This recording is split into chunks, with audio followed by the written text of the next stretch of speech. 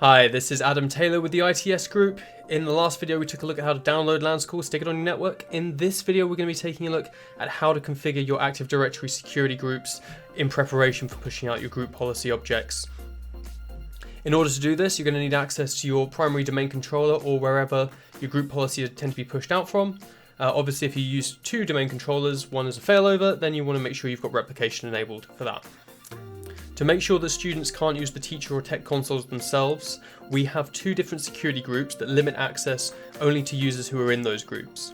If you're in the tech console group, you can use the tech console. If you're in the teacher console group, you can use the teacher console. And if you're in neither group, you can't use either. So this might be quite useful in a setting where you have a fixed teacher desktop at the front of the room. Student may come into the room where there's no teacher present, log in. You obviously don't want them to be used the teacher console software that's installed onto that PC. So we'll lock them out using AD. So to create those groups, we'll go to Tools, we'll go to Active Directory Users and Computers,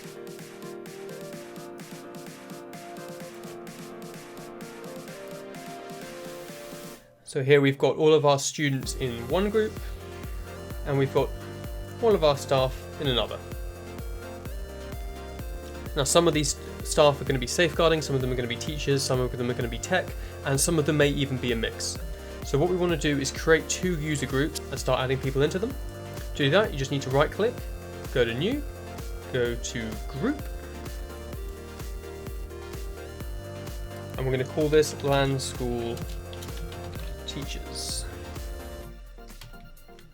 Now that we've created the group, we just want to double click on it, go to the second tab, which is Members, go to Add, and we're just going to add a couple of teachers in.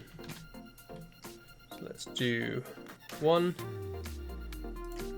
and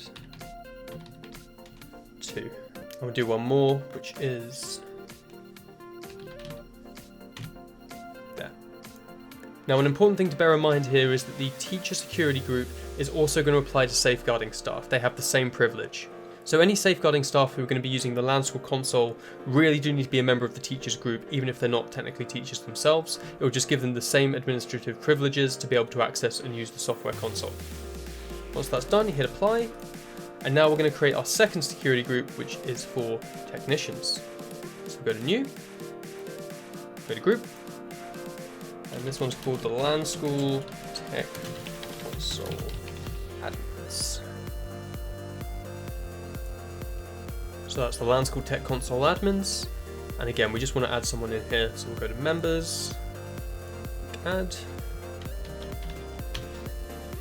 Chris in there, job done. So now you've got your two security groups. You can add and revoke access as you see fit to those. In terms of a hierarchy, Tech Console Admins would be the very top level, followed by teachers, and then anyone who's not in a security group would have no special privileges. They wouldn't be able to use any console. That's it for this video. If you do have any questions, please do pop a comment below. We'll definitely get back to you. Otherwise, we'll see you on the next video importing the ADMX templates to get the GPOs up and running. Thanks very much.